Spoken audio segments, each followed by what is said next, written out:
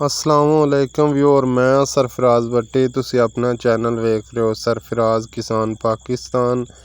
ते जनाब अज आपां एक तुहानू हारवैस्टर चैक कराने 80 हारवैस्टर दी कंडीशन तुहाडे सामने मुकम्मल तुसी चैक कर लैनी है, आपदा तसल्ली दे नाल वेख लेना है।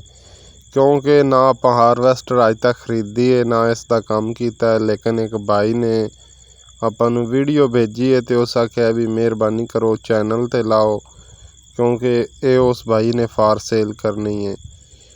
कह रहा सी कि बेहतरीन है, पिछला सीज़न सोहना चली चलाई है। तो बाकी इनू जेड़े बंदे समझने ने उन्हें ही समझना है इसनू, क्योंकि आपां नू सिर्फ ट्रैक्टरां दा कारां दा इन्हां चीज़ां नू समझने है ते हारवैस्टर नू नहीं समझते।